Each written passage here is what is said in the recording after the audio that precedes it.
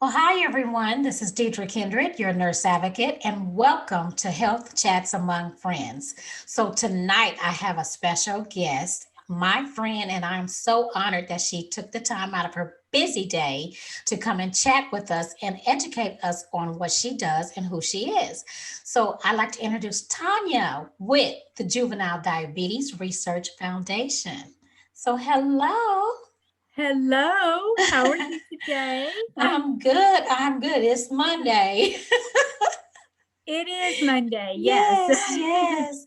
Well, I'm so happy to have you here tonight. Tanya and I have worked on lots of events in the past with the Take Flight Summit and all Mhm. sorts of things that have just been amazing. But tonight, Tanya's going to tell us about herself, and we're going to talk about the wonderful juvenile diabetes research. So, Tanya, go ahead and start and tell Yes, them a little bit about you. absolutely. Yes, my name is Tanya Conovaloff, and I am the Community Engagement Manager. Actually, outreach is an easier way to say it, for JDRF. I'm located here in Dallas, and JDRF has offices all over the United States. And our mission is to create a world without type 1 diabetes. And I'm actually a type 1 diabetic. I was diagnosed whenever I was 9. So Oh, this is a passion job for me because I can help support all those newly diagnosed people or people who have been living with type 1 diabetes for a long time. And I can do that through all kinds of ways it works. So I love what I do. It's really an exciting career for me. I've been here for 7 years now, about 7.5 years, actually. oh, that is awesome. Isn't it wonderful to be working in your passion and your purpose? I mean, Yes, I yes. can't explain it. I can't explain it, but I'm so happy for you. So, Thank type, you. I think that type 1 diabetes, in my opinion, gets overlooked a little bit in the healthcare world. Or maybe it's I because I'm not well versed in type 1 diabetes. That may be it. Well, I think you're right. It probably does get overlooked a little bit because of the percentage of people that live with type 1. So, right now, there are 60,000 people in the United States that are diagnosed every year with type 1. And so there's 1.6 million people in the United States with type 1, but there are 30 million people with type 2, or Right. yeah, yes, that have Mhm. type 2. So it's a smaller percentage for sure. Um, and it is I love educating people about type 1, especially healthcare providers like yourself. That's so important, and so I'm thrilled to be able to do that today. Do you want me to talk a little bit about the difference between type 1 and type 2? Well, before I do want you to talk about that, but I want to hear your story. Sure. Sure. So I was diagnosed whenever I was 9, and I'm about to be 54 next month. So What? I know, right? Happy birthday Surely, early. surely I'm You look not that old. beautiful. Thank you. Thank you. So, yes, the landscape of what diabetes has been like since I was diagnosed has changed dramatically. It's crazy. But I have lived a very full and successful life despite having type 1 diabetes. So that's part of what I love to tell people whenever they're first diagnosed. I have had some side effects, some complications as a result of diabetes. But as I said, I'm healthy now and going strong, and so I have not let it slow me down. Let's talk about so you were about 9 years old. Uh huh. So what were some of the things that were number one, physically going on, and number two, mentally as a 9 year old and then through your teenage Right. years? Right. So physically, the symptoms are the same as they are today, or they were the same as they are today, which it's so important for people to be aware of the warning signs. And so they're pretty simple: extreme thirst, therefore extreme urination because you're drinking a whole lot, losing weight, and without a reason, you can't figure out why you're losing dramatic amounts of weight, no matter how old, if you're a little kid or an adult. And then some other things that come with it are fatigue. And so what's happening is your body is not making insulin. And insulin is what takes all the nutrients out of the food that you eat and takes it to all the different parts of your body so that you can grow and you can live and have energy. So if you're not making insulin, then all of a sudden your body starts burning your own muscle and fat for fuel because it can't get to that, all the carbohydrates that you're eating. It can't get to your food. So you start eating your own body cells, basically. So you start losing weight and all that sugar just gets urinated out. Yeah. So you just are super thirsty and your body's going into ketoacidosis. Yes. So that's the physical symptoms. So if there's any healthcare providers that see those, super simple to do, just a little finger prick blood test, and it'll tell you right away if you have type 1 diabetes. So I didn't have extreme symptoms, thank goodness, because my mom was, I'm an only child. So my mom was kind of a hyper vigilant mom, you know, and I think it was Easter and I was eating a hard boiled egg because we just had our egg hunt. And I was so thirsty already, you know, and just dehydrated. And I just started choking on that egg. And mom was like, you know, you were so thirsty lately. And sorry, I had a message. And so she said, let's take you to the doctor and find out what's going on. So went to the doctor. They said, yep, you have type 1 diabetes. Went to the hospital for 2 weeks. And when I left, you know, I was giving myself shots all day, every day, and everything had changed. Oh my goodness. So as a child, you know, I like to talk about the psychological now that we're talking, because many of our audiences don't have a healthcare background. So as a child, you know, the psychological things that you went through, do you mind sharing some of those? Not at all. So I was, again, I was really fortunate. My mother was very attentive and she made it seem like it was no big deal. You know, I wasn't different than anybody else because she just made it that way. And she, you know, helped me through that first time whenever I was, like I said, 9 years old till about whenever I got into high school. So she made it seem like no big deal. And I felt like, you know, I wasn't any different. Well, then came high school. And then I realized, oh, you know, I am different. And the last thing I wanted to be as a high schooler is different.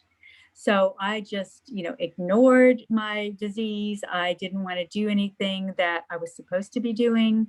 I did the bare minimum because I knew I had to take my shots to stay alive, but I didn't eat well. I didn't do all the things that you're supposed to do. And then college was kind of the same.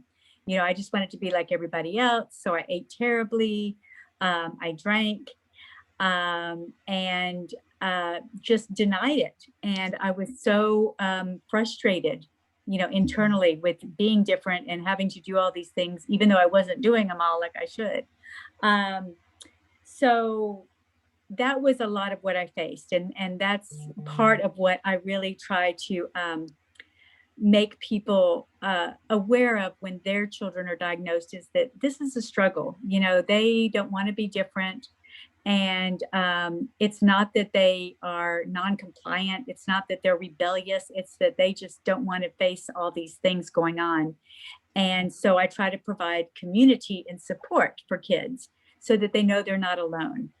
I didn't know anybody else who had type 1 diabetes whenever I was growing up. So that's why I didn't want to be different. You know, I didn't want to be the weirdo.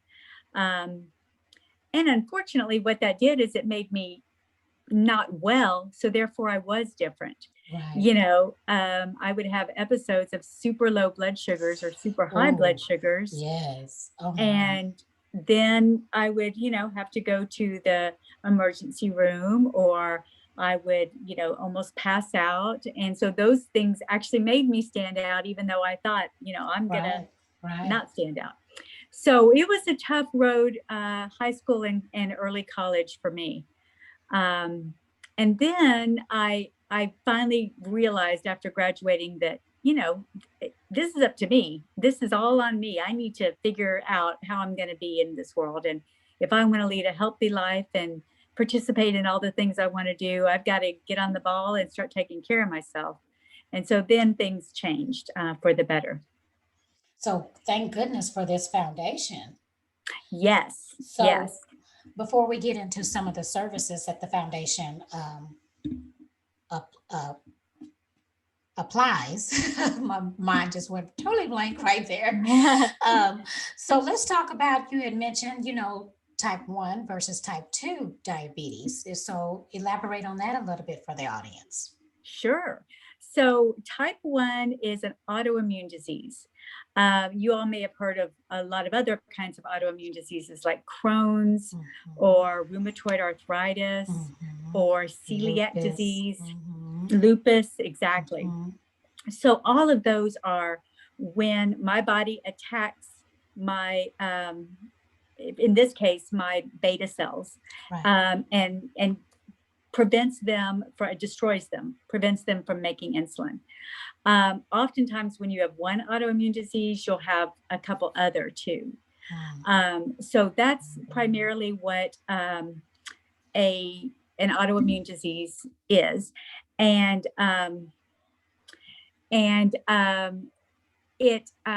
so there's nothing that I did to contract type 1 diabetes. So it didn't have to do with my lifestyle. It didn't have to do with my diet. It had to do with my body just turning on itself. Then a type 2 diabetes is a metabolic disorder. And so in the end, it's the same thing, that you are not getting the insulin that you need to your cells that need them. But it might be caused by lifestyle. It might be caused by diet or exercise or weight gain. And oftentimes type 2 diabetics can actually reverse their disease and then live without diabetes, which is, an amazing thing. It's not easy because you are where you are. Now, oftentimes people with type 2 diabetes don't have a weight problem. So it's still got a genetic predisposition involved. But usually there's something to do with lifestyle in type 2, whereas type 1 often affects children. So there's obviously nothing that they've done lifestyle-wise. So that's a little bit about the difference. Type 1 diabetics, though, half of them that are diagnosed every year are adults. So oftentimes people think it's just kids. But half the people are diagnosed, when they're over 21. So it's and unfortunately it's growing. The number of people that have been that are being diagnosed with type 1 diabetes every year has increased by 30% since 2017. So all of a sudden it's just going, through the roof. And so we're really working on not only finding a cure for it, but also prevention to try to stop that from happening. That's interesting, because I would wonder why. What are we doing that's causing so many people to have it more prevalent than before? Right. There's a little bit of genetic predisposition, but not always. Like no one in my family had it. And so, we're really looking at environmental factors. What is happening now that, wasn't happening 5 years ago. And, there's so many things that it can be attributed to. So we're studying everything from gut health to, environmental factors to, it's a very immense problem to find out what's happening and how to find a preventative cure for it. Right. So let's talk about the foundation now. So, so thank goodness for this foundation. So what is there an age limit? I know it's juvenile. You had mentioned. No, it's called juvenile diabetes because that's what it was called 50 years ago when our foundation was founded. So it's a terrible name for a company.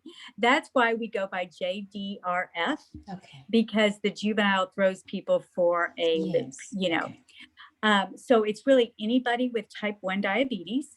So like myself, for example, I got it as a child, but I've grown up and I will have it until there's a cure. So it's a chronic disease. So anybody, any age, and children are diagnosed with it less than 1 year old up through, I met somebody who was just diagnosed who's 82. So the whole gamut, it's crazy. Yeah. Wow. And so we serve anybody who has type 1 diabetes, and a lot of our research, so we're a research organization, a lot of our research will actually benefit type 2 diabetes as well. Okay. Because the complications for both types of diabetes are the same. Yeah. So we're doing a lot of research on eye disease, on kidney disease, on cardiac results as a result of having diabetes. So there is some crossover for sure. Wow, that's amazing. So you guys are right here in the heart of Dallas. Yes, So yes. tell me some of, Oh, oh, I'm go sorry. I ahead. was just going to say we're headquartered in New York City, Okay. but we have, yes, I'm in the Dallas chapter, and we cover all of northern Texas and Okay. Oklahoma. Okay, awesome. So talk about some of the other benefits that are provided by JDRF. Absolutely. So our vision or our mission is to treat, prevent, and cure type 1 diabetes. Love it. So treating has to do with a lot of the research that we've done already. We provide, as an organization, we have helped bring every advancement that is out there for type 1 diabetics. Over the last 50 years, we've been involved in. So I'm really proud of all that advancement. So I have something called an insulin pump, Oh, and yes. Okay. it gives me the amount of insulin I need, through a tube. Mm-hmm. And there's several kinds that are out now, but it also talks to something called a continuous glucose monitor. And all that does is it measures my blood sugar with a little wire that's under my skin. Every 5 minutes, it sends that blood sugar to my pump and then tells my pump, hey, you need to be giving her a little more insulin or maybe a little less insulin because here's her blood sugar right now. So it helps me manage my blood sugar all day, every day.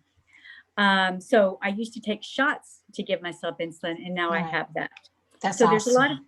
lot of really amazing research and advancements that way. So that's kind of about the treating, but also about the treating is outreach, which is what I do. So we provide education. We provide community, so different events where people with type 1 can get together and support each other. And I have a meeting every month for adults with type 1 diabetes. And we all Okay. get together and, share what's going on for us. Sometimes it's going out for dinner after work. Sometimes it's meeting with a presenter and an educator specialist. Okay. We have a summit every year that experts from all around the country come and speak about diabetes. And so that's an Wow. event that people can attend and learn there. And we have events for children, for adults, just all kinds of ways to build that community and that support. And then lots of resources online as well for the psychosocial part of living with the chronic disease. Very important. Yes, very important. For the exercise, which is a very important part of taking care of yourself, no matter who you are. Right. But for diabetics, very important. And Mhm. it's the hardest thing to do and manage your blood sugar at the same time. It's just a Mhm. big old mess. Right. So we have lots of resources about how to manage, exercise, how to obviously manage diet is a big one. So nutrition. So there's lots of great resources on our website, which is jdrf.org. So Thank I you. would recommend, going to that. And Absolutely. then the third area that we're working on is the prevention, as I mentioned. And we just came out with this really exciting thing that I want to tell everybody about that listens to your podcast. And it's called T1 Detect. So the detect is to detect if you have the autoimmune cells in your body that will indicate if you're going to get type 1 diabetes before you actually get diagnosed with it. So we've had some blood work out there, or some labs that do blood work out there to detect this. up until now, but you have to live in a big city that happens to have one of those labs. Now people can order the kit to be shipped to your house, and you can do the, everything's included. It has the little lancet to prick your finger and put it on this little card, and then you mail it back. And 6 weeks later, they give you the results and let you know if that's something. So if somebody has type 1 in their family, it's really important to do that, because oftentimes that means there will be multiple people, in the family. But even if you don't, like I said, I didn't have anyone in my family, and you were just curious to know that this is something to look out for, or to get involved in one of our trials for prevention.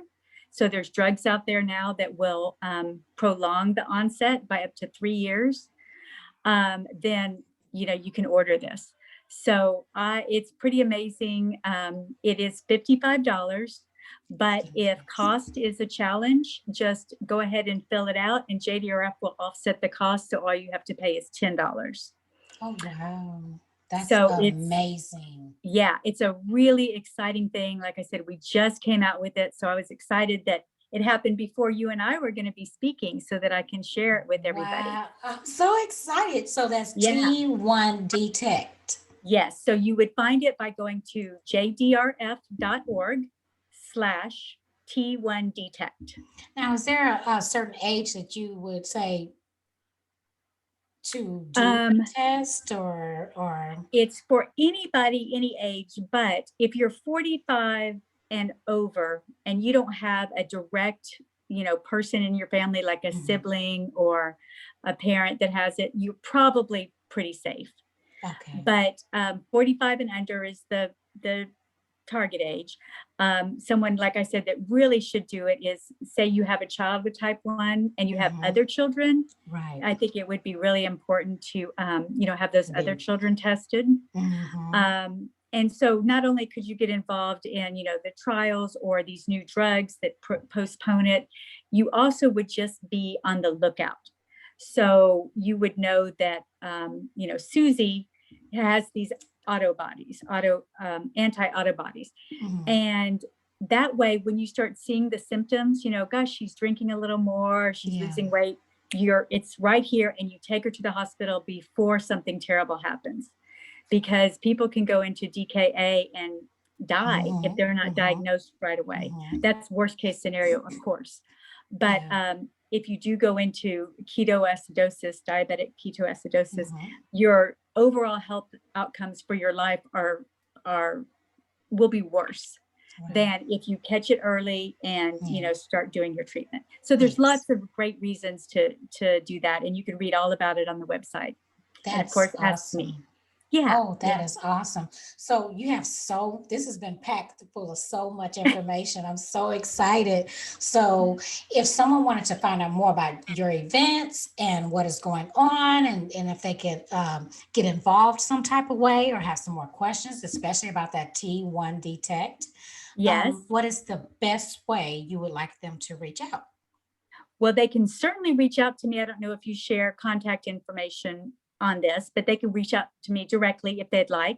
Just call JDRF, and we're now called Northern Texas Oklahoma chapter. But if you just search for JDRF in Dallas, you'll find our office, and you can call me directly there, or you can email me directly. If you want to share my email with people, you're welcome to. Any of the above. I am very happy to help in any way I can. Like I said, I'm all about education and supporting people. So please reach out anytime. Oh, you have definitely educated me tonight, and this has been amazing. I'm so happy that I get to share this with the audience. So are there any, oh no, thank you. Are there any parting words that you would like to, as we close? I think just knowing the warning signs is really important. So if you start seeing those things we talked about earlier, go ahead and tell your friends and family, hey, just go ahead and, get this little blood test at the doctor's office. It can't hurt. So that's really important. And then if you do have somebody in your life with type 1, we would love for you or those people to get involved in the chapter. A big event that's going to be coming up here in November is going to be our walk. So you can meet 8,000 other people that all are from the area that come out to walk to support people with type 1. That, of course, is depending on how COVID is. So it may not be in person this year, but we have it every year. So we'd love to see you at any of our events. Wonderful, wonderful. Well, thank you again, Tanya. This has been awesome. I need to have you back so we can talk more because it's such a big topic, It is. Yes. It is. And I know I talk a lot, so that's okay. Feel free to edit anything you want out. That's why this is called Health Chats. So we can chat as much as we want. It's amazing. That's right. I can chat. Yes. So please visit www.jdrf.org if you don't remember anything else. If you need to get more contact information for JDRF or Tanya herself, you can reach out to me. My name is Deidre Kindred. I'm a nurse advocate, educator, and navigator, and I love helping bring resources to the communities we serve. Thank you for tuning in, and you guys have a great evening. Thank you. Bye. Bye.